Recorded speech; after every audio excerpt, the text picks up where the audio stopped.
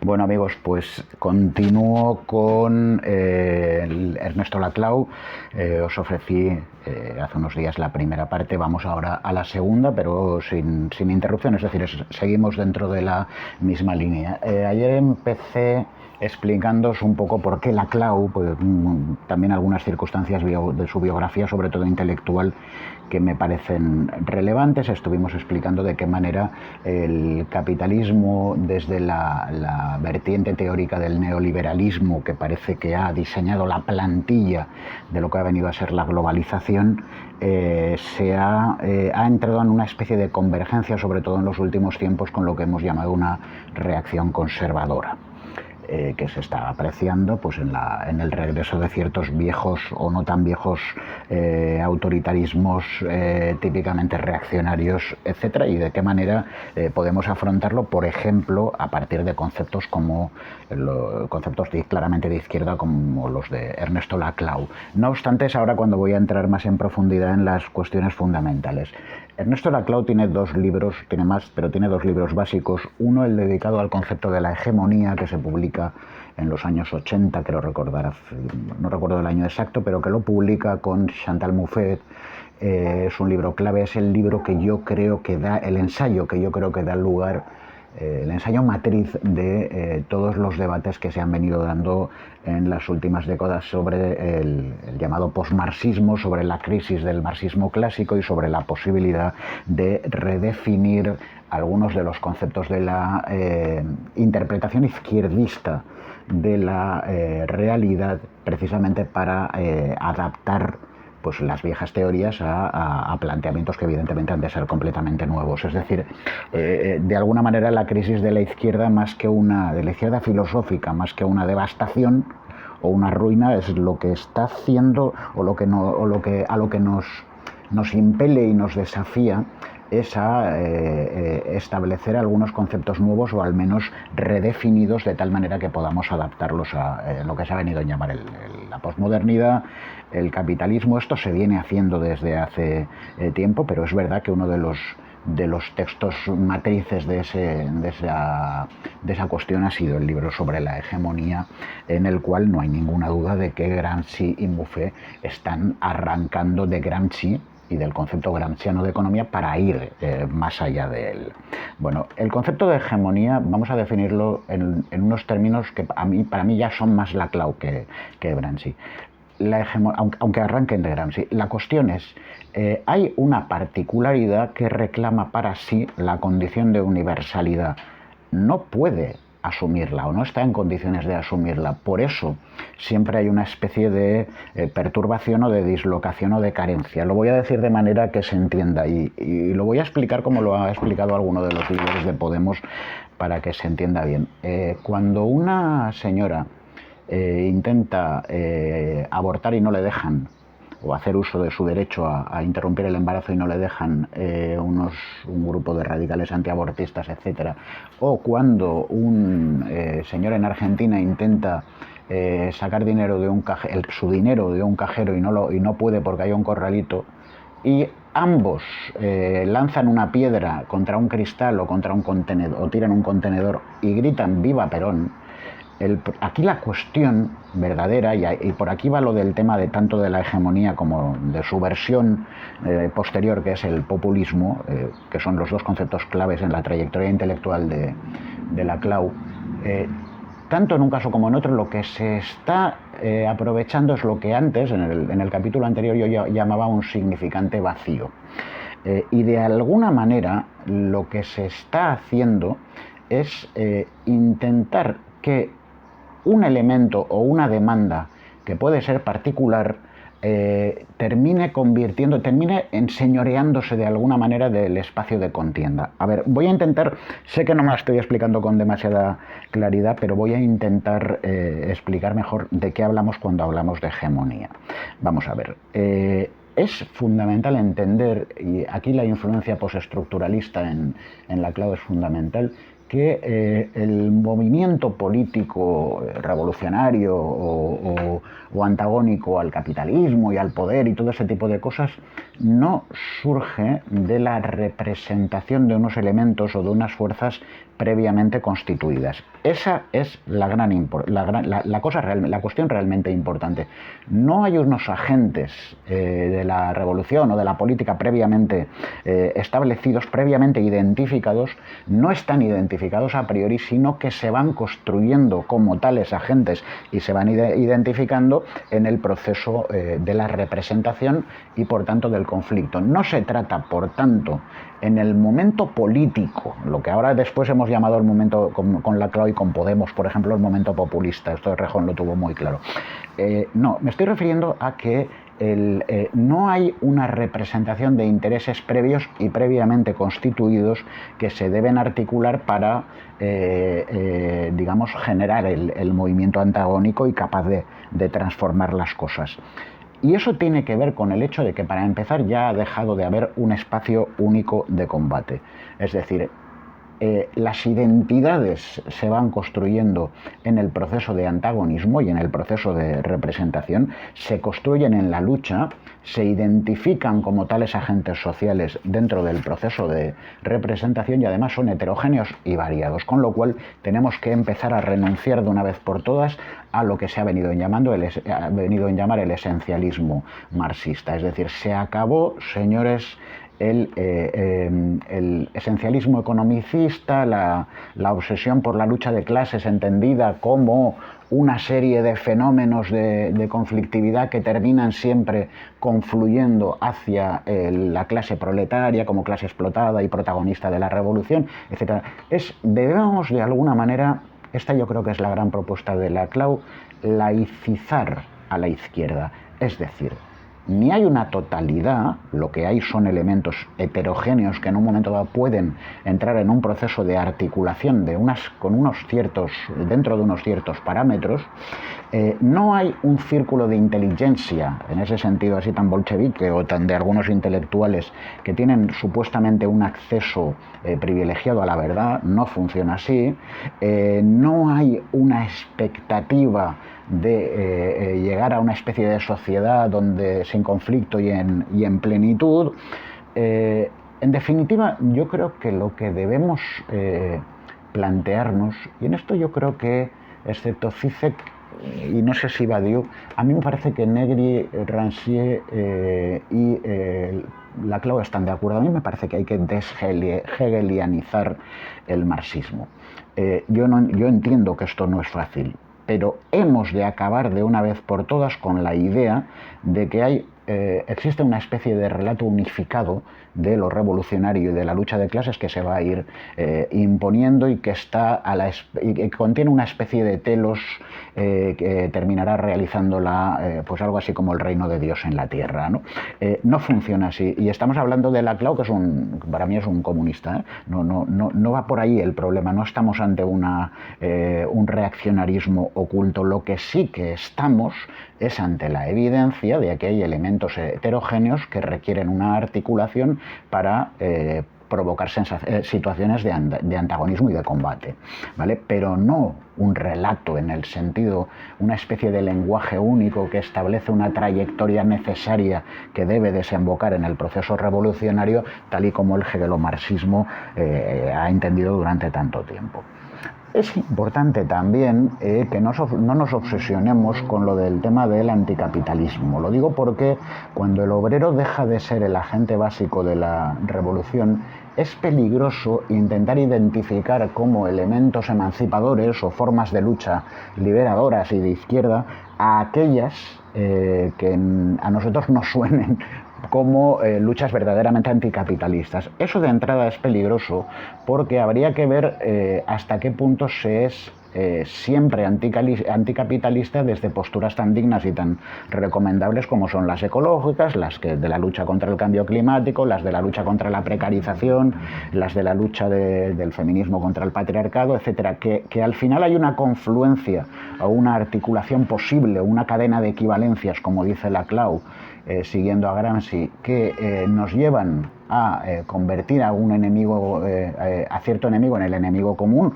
Eso está muy bien, pero hay que tener cuidado también con el rótulo de capitalismo, porque nos puede llevar también a un esencialismo reductivo, que podía tener su sentido en el siglo XIX con la Revolución Clásica, pero que desde luego quizá nunca fue verdadero, pero desde luego no lo es ahora, porque el tipo de sociedad en la que nos encontramos, como dije en el anterior capítulo, es especialmente conflictiva.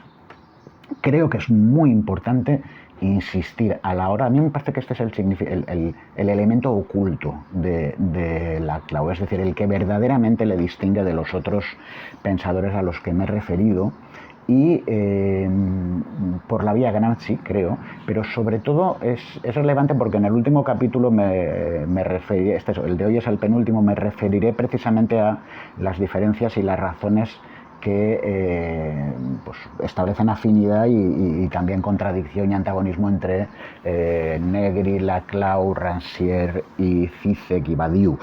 Y me parece importante porque yo creo que de todos estos autores el que tiene más clara la idea de la representación y la importancia de la representación es Ernesto Laclau. Es decir, y con esto no estoy diciendo que Ernesto Laclau diga que hemos de revitalizar la forma partido.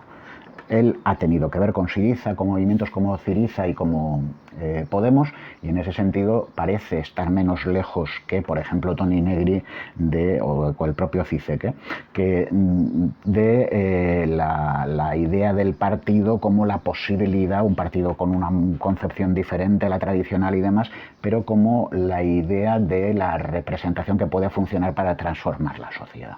Vale, pero aunque no sea exactamente eso lo que intento decir, no tengo ninguna duda de que tal y como Laclau se maneja con la idea de la representación, sin duda se está alejando de esa especie de anarquismo, entre comillas, de Negri, que parece creer que los movimientos de población, el comunitariado, la inmigración y demás van a producir por sí solos la revolución, sin que haga falta para nada decir que necesitamos alguna forma de articulación institucionalizada, como por ejemplo el partido u otras. Esto Laclau sí lo tiene claro y es muy importante. ¿Por qué? Porque es que yo creo que para Laclau no solo no hay que acabar con la representación, o no solo no hay que reprocharle nada a la representación, sino que para él es la única y verdadera forma posible de la acción política.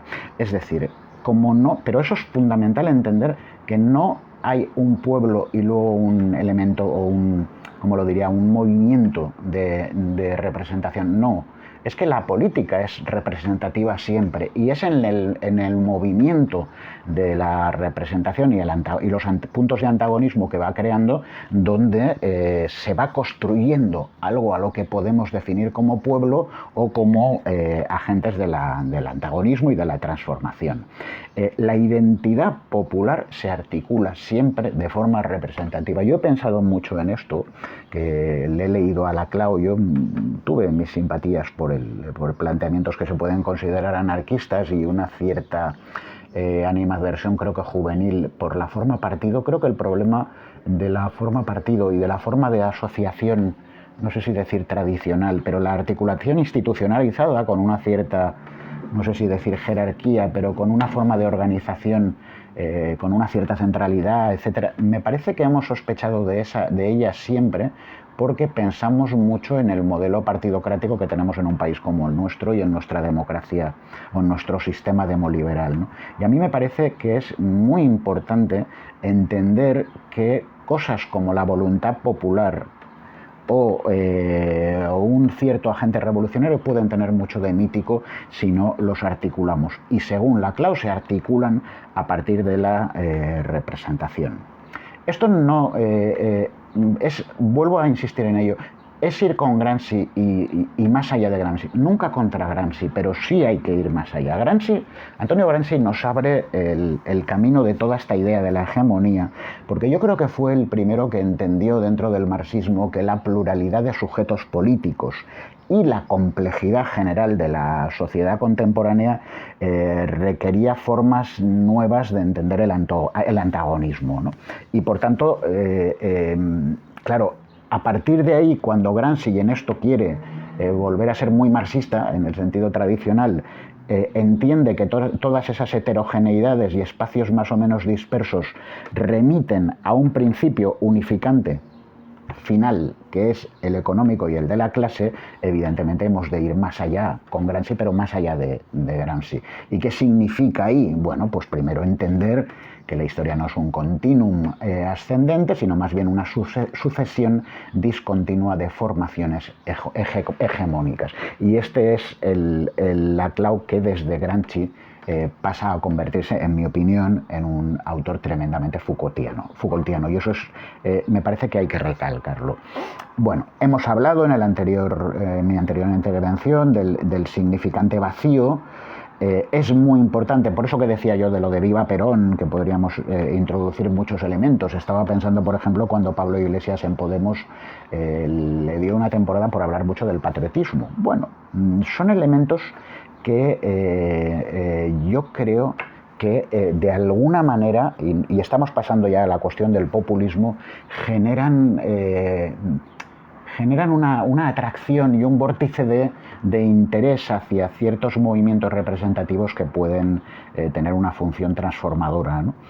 En cualquier caso, por no centrarme en la cuestión o no deslizarme hacia la cuestión de Podemos, que entiendo que es peligrosa y resbaladiza, lo que sí que tengo claro es que la clau lo que está diciendo es que cuando un líder político o un determinado movimiento habla de los de arriba frente a los de abajo, o llama casta a los políticos profesionales, o habla incluso del patriotismo, como en su momento hicieron en Podemos, lo que está intentando es generar una división social que es necesaria, que se debe producir, pero de la cual se debe tomar conciencia por parte de los más desfavorecidos, precisamente para poder ponerse en situación de unirse y reclamar o establecer una serie de demandas. Me viene un poco a la memoria, una vez más, la influencia de Lacan. Insisto que Jacques Lacan es un autor que para mí es muy complejo, pero sí que hay una cuestión que me parece que es importante a la hora de hablar del populismo, que estoy ya deslizando la cuestión de la hegemonía hacia el populismo, que es un poco su versión, la versión de la clau de la concepción que tiene la clau de la izquierda pues 20 años después del libro con Mouffe sobre hegemonía. Quiero decir que el concepto de hegemonía se ha ido transformando de alguna manera en populismo, y eso hay que explicarlo. No obstante, a mí sí me aparece Lacan aquí en un sentido que me parece interesante.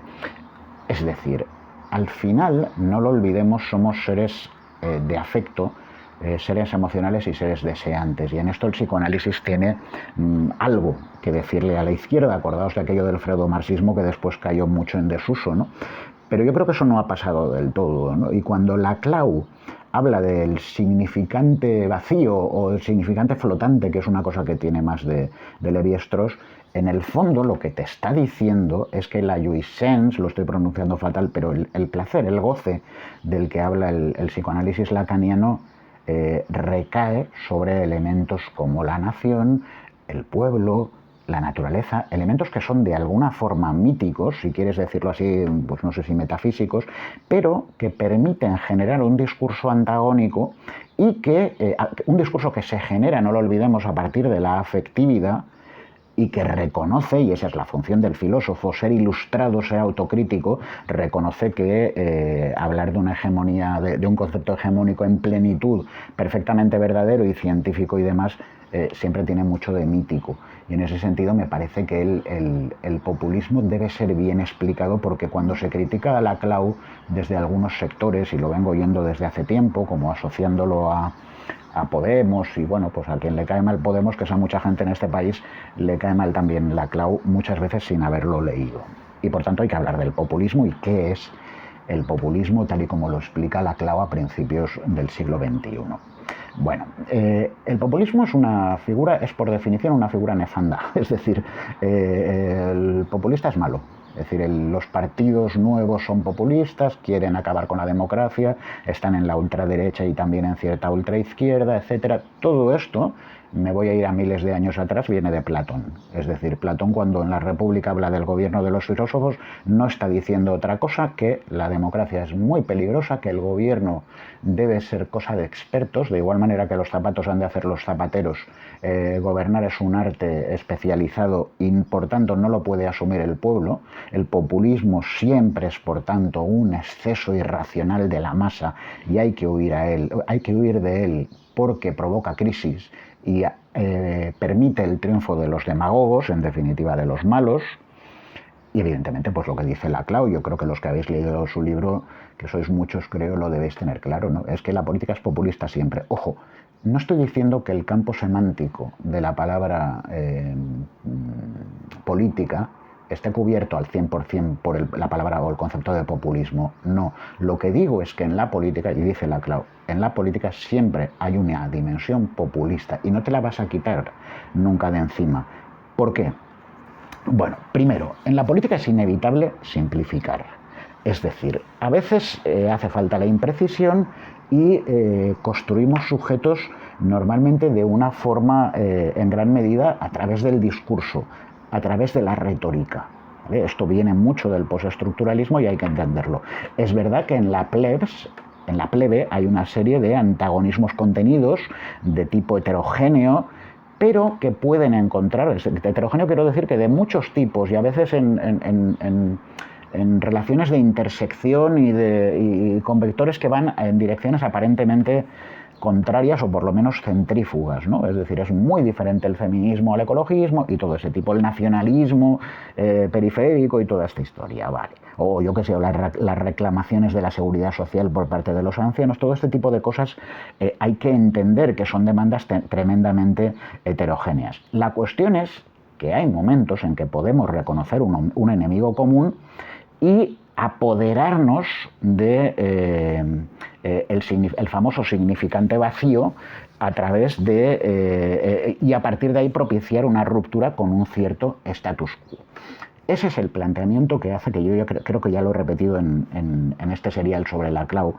Creo que ese es el planteamiento general de Laclau. Hay que tener un poco de cuidado porque el propio Laclau, no lo olvidéis, que es argentino, o era argentino, el pobre ya murió, de alguna manera está diciéndote que cuidado porque en Europa esto es más problemático que en América Latina. En América Latina seguramente los planteamientos populistas funcionan mejor porque son sociedades menos institucionalizadas, son sociedades que probablemente son más vulnerables a la aparición de nuevos amos o de nuevos líderes. Pensad en los líderes de la izquierda tipo el Pepe de Uruguay, Pepe Mújica, yo que sé, o Lula, o en algún momento, o yo que sé, Chávez, o no sé. A lo que me refiero es a que de alguna manera Laclau sí que está calculando que el populismo tiende a tener peor fama y seguramente peores resultados en Europa, lo cual no le quita a la política la dimensión populista que, según Laclau, tiene siempre, ¿no? A partir de ahí, yo creo que es importante ya empezar a plantear la cuestión de la resistencia. Y la resistencia se escribe en una clave que es el socialismo. Este es el último punto ya que trato y aspiro a dejaros en paz y que, si es posible, mis reflexiones os animen a vosotros a vuestra vez a reflexionar sobre el futuro y el presente del socialismo, de lo que se ha venido a llamar el postmarxismo, y acabaré ya el serial comparando las distintas propuestas, muy brevemente, lo juro, del debate al que hemos venido asistiendo, ¿no? Bien. Como todos los demás autores, asistimos a una crisis de la izquierda. Ese es el planteamiento de Laclau y eso arranca además siempre del mismo planteamiento. La centralidad del proletariado como clase protagonista y agente revolucionario no es que haya desaparecido, porque no ha desaparecido el proletariado, mucho cuidado, ni mucho menos, ni siquiera ha disminuido. Tendríamos que pensar en aquello de China como la gran fábrica del mundo, etcétera. Simplemente es que se han globalizado las relaciones de producción y los sectores productivos de tal manera que, vamos a decir que el proletariado ha desaparecido sería una estupidez. Lo que sí es, entendido como obrero industrial y demás, lo que sí es cierto es que los elementos de esa centralidad han entrado en una situación de incertidumbre, con lo cual es muy difícil, o por no decir imposible, hablar de una voluntad unificada de partida y mucho más hablar de un telo revolucionario. Se nos está cayendo, esa es la consecuencia del esencialismo marxista, la idea de que no sé cómo decir, la idea de que la transformación de la sociedad a partir de ahí es una concepción utópica, es precisamente lo que tenemos que evitar. Es decir, nos enfrentamos a un escenario postmarxista y tenemos que rearticular la unidad de lo disperso. Pero lo disperso tiene vida y genera espacios de lucha y espacios de antagonismo, ¿no? Debemos huir de una vez por todas de la manía de que esto de afirmar la pluralidad y la diferencia es una moda posmoderna. Yo lo siento, señores, empezando por Habermasianos y gente por el estilo, la pluralidad no hay que explicarla porque partimos de ella. Probablemente siempre la hemos tenido y siempre los agentes han sido heterogéneos, pero es especialmente evidente en una sociedad tan compleja como es la nuestra, al menos la occidental, ¿no? Esto quiere decir que hay distintas esferas, vuelvo a decirlo, ecologismo, feminismo, LGTBI, comunitariado, precariado, inmigración, etc. Aquí la cuestión está en que hay toda una serie de sectores en lucha, pero que como no son figuras monádicas, en el sentido este de Leibniz, que es aquel que hablaba de las mónadas, están de alguna manera conectados y relacionados entre sí, en relaciones de convergencia y de tensión de todo tipo, ¿no? Pero en última instancia no es que esas distintas esferas vean peligrar la autonomía que quieren mantener. La cuestión es que en cualquier caso necesitan encontrar el momento de articulación puesto que por sí solas no son capaces de dañar a la estructura general del capital y por lo tanto tienen que buscar las convergencias. Aquí hay que tener una cosa muy clara. La sustancia ideológica que ha hecho de base a lo que yo he llamado la plantilla de la globalización capitalista es el llamado neoliberalismo. El neoliberalismo, esto sí que creo que enlaza con el liberalismo clásico, ha partido siempre del error que le corrigió el socialismo. La economía, señores, no es privada, la economía es social, la actividad económica, incluso la llamada iniciativa privada, es social siempre. Y eso es muy importante entenderlo porque lo que busca, y ahí es donde el socialismo corrigió al liberalismo, en mi opinión, con éxito histórico no lo sé, pero con acierto. El elemento realmente importante en el que se tiene que sustanciar la libertad antes que la propiedad privada es la igualdad. Ese elemento hay que mantenerlo, llevamos siglos manteniéndolo y la conclusión no es que hayamos de defender una especie de dictadura o totalitarismo como los horrorosos del siglo XX, sino que no debemos acabar con los éxitos del liberalismo. Lo que tenemos que hacer, y éxitos del liberalismo, es el reconocimiento de la pluralidad y los derechos de los sujetos, que es una cosa que está muy bien, ¿no? Lo que sí que hemos de evitar es el totalitarismo, es decir, ese deslizamiento que las teorías de izquierda experimentaron en algún momento hacia dictaduras terribles, partiendo de la negación de la pluralidad y de la idea de que se podía acabar con el antagonismo de una manera definitiva cuando todos sabemos que acabar con el antagonismo o con las formas conflictivas termina dando lugar al momento del terror, que ha sido característico de las revoluciones, yo diría que desde la Revolución Francesa. Bien, ¿y cómo articulamos la resistencia? Esa es la gran pregunta. Bueno, yo creo que Foucault tiene razón cuando dice que cada vez que aparece una forma nueva de poder, aparecen nuevas formas de resistencia. Lo que pasa es que, y en eso yo sigo mucho a Laclau, que es un autor convencidamente de izquierdas, cosa que no es Foucault, aunque yo creo que hay un aprovechamiento izquierdista muy interesante de Foucault, pero me parece que lo verdaderamente importante aquí es ver de qué manera esas formas de resistencia toman una auténtica forma política y sirven para combatir las formas en que la dominación, es decir, la opresión de unas minorías sobre unas mayorías, cristalizan en estructuras de opresión, y ver de qué manera podemos combatir eso, ¿no? Bueno, Laclau habla de una revolución democrática, y ahí tan importante como es el concepto de igualdad, que a mí me parece básico, y es una de las razones por las que yo he terminado por asumir en todas sus formas el socialismo. Yo creo que el gran mal del mundo es la desigualdad extrema, la existencia masiva de bolsas de pobreza en el mundo, las riquezas minoritarias y absolutamente obscenas. Creo que introducir el elemento de la desigualdad como el gran enemigo y la gran responsabilidad del gran capital forma parte de una revolución democrática, es decir, de una verdadera revolución en favor de las libertades, y eso se completa con la idea de que al final la verdadera revolución democrática es aquella que es capaz de extender la libertad a espacios cada vez más amplios. Como ha ido pasando históricamente con el fin de la esclavitud, la liberación de la mujer a través del sufragio y de los cambios legales, no sé, yo qué sé, yo me podría remontar hasta Roma y el otorgado de derechos de ciudadanía a los libertos y luego a los extranjeros, en fin. Lo que quiero decir es que para mí, bueno, pensé también en la lucha de la Revolución Francesa contra el antiguo régimen. En última instancia, lo que ha hecho que nuestro planeta resulte mínimamente habitable es porque hemos sido capaces de verdad de crear cosas como los derechos humanos, que parten de la idea de que las libertades y los derechos han de extenderse, cuanta más gente mejor, con indistinción de raza y todo ese tipo de cosas. Bueno, esto no lo soluciona todo, está muy bien como un brindis al sol, ¿no? Pero no obstante, nos encontramos en Laclau, como en el resto de pensadores, con la misma tensión. Es decir, hemos de converger en algún tipo de planteamiento o de articulación globalizada entre fuerzas antagonistas.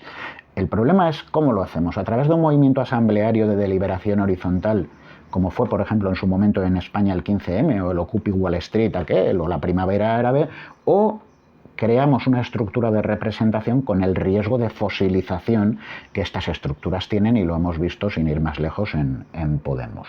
Bueno, pues yo dejo caer esa tensión, pero me parece bien que Laclau plantee que lo de la forma representativa y la forma partido no es en absoluto descartable, y esa es probablemente su gran crítica, o parte de o el corolario de su gran crítica a Toni Negri.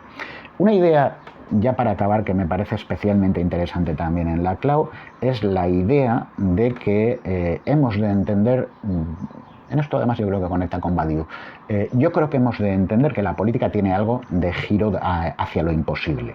Es decir, los acontecimientos políticos no están fuera de nuestro ámbito de decisión, no caen por su propio peso, no se producen de manera inevitable y porque la historia lleva ese rumbo. Dependen de nuestra reflexión y de nuestra decisión. Es decir, como en tanto que sujetos, en un sentido kantiano, ¿por qué no?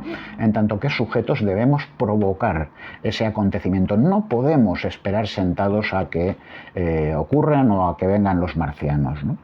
Es verdad que hay una realidad y una estructura que se nos presenta como intocable e imposible de vencer, ¿no? Hay una circunstancia, una facticidad, que diría Simone de Beauvoir. Pero esa estructura, en tanto en cuanto es una estructura en gran medida de dominación, debe sufrir nuestro acoso. Es decir, debemos de alguna manera castigarla, hacerle daño. Y eso no lo vamos a hacer esperando que llegue un determinado telos histórico que nos ha prometido no sé muy bien qué profeta. No. Está lo contingente y está lo subjetivo, es decir, hemos de actuar de manera estratégica inesperada y sacar de la voluntad, de nuestra propia voluntad, en tanto que sujetos que se articulan para crear poder, la posibilidad de combatir verdaderamente a los mandarines del mundo. Hemos, en definitiva, y esto me vais a permitir que lo lea, hemos de pensar en los modos en que los sujetos pueden desplegar la intervención política para poder de verdad dañar, y eso lo ponemos entre comillas, la estructura instituida. Lo dejo ahí, a mí me parece que esto da lugar a muchas reflexiones posibles. Acabo ya con los autores del postmarxismo y en la próxima intervención haré una comparativa entre ellos a ver si consigo que os interese. Es un placer.